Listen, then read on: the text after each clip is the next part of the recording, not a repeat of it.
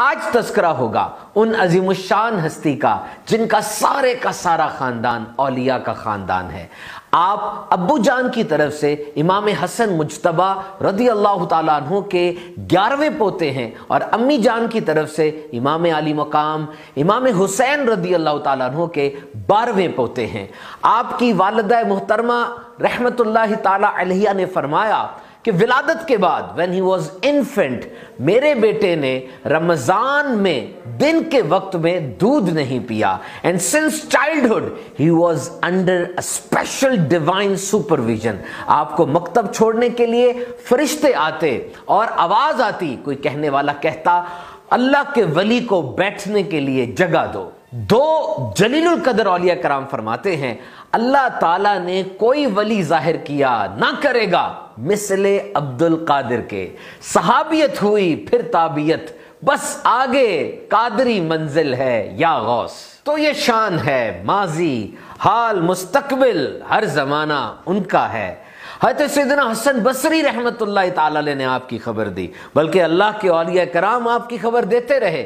سید الطائفہ سیدنا جنید بغدادی رحمت اللہ تعالی علیہ نے تو نام لے کر مینشن فرمایا، سید المرسلین صلی اللہ تعالی علیہ وسلم کی اولاد پاک میں وہ قطب عالم ہوگا جن کا نام ہے سید عبد القادر، لقب ہوگا محی الدین، اور وہ غوث اعظم ہوگا، جیلان میں ان کی پیدائش ہوگی۔ اور واقعی اللہ تعالیٰ نے انہیں ایسا رتبہ عطا فرمایا کہ ارشاد ہوا میرا یہ قدم ہر ولی کی گردن پر ہے۔ Now let's listen some brief autobiography of حضور سیدنا غوث اعظم۔ آپ کی شخصیت مبارک کی، آپ کی سیرت کی کچھ جھلکیاں سن لیتے ہیں۔ نیت کیجئے خود بھی عمل کریں گے اور اپنے بچوں کو اس کی تربیت کریں گے۔ جب وعدہ کریں پورا کریں، ہمارے غوث پاک وعدے کی پاسداری فرماتے تھے۔ جب بچے 7 سال کے ہو جائیں انہیں نماز پڑھنے کا بتائیں۔ ہمارے غوث پاک رحمت اللہ تعالی علیہ نماز کی پابندی فرمایا کرتے تھے۔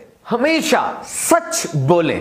غوث پاک کے سچ کی برکت سے ڈاکوؤں کا سردار اپنے 60 ساتھیوں سمیت توبہ کر لیتا ہے۔ ہمارے پیارے غوث پاک کمزوروں کی مجلس میں تشریف فرما ہوتے، آپ بیماروں کی عیادت فرماتے اور طلب علم دین میں آنے والی مشکلات پہ صبر فرمایا کرتے تھے۔ اور آپ کے دسترخوان کا تو کیا کہنا، 11ویں شریف پوری دنیا میں بڑے اہتمام کے ساتھ منائی جاتی ہے۔ تو آپ کی سیرت مبارکہ پر عمل کریں گے، انشاءاللہ عز و جل کامیاب مسلمان بنیں گے۔ اور بالخصوص آپ کے دامن کرم سے وابستگی، اس میں تو ایمان کی حفاظت کی بشارت ہے۔ اللہ عز و جل کی ان پہ رحمت ہو اور ان کے صدقے ہماری مغفرت ہو۔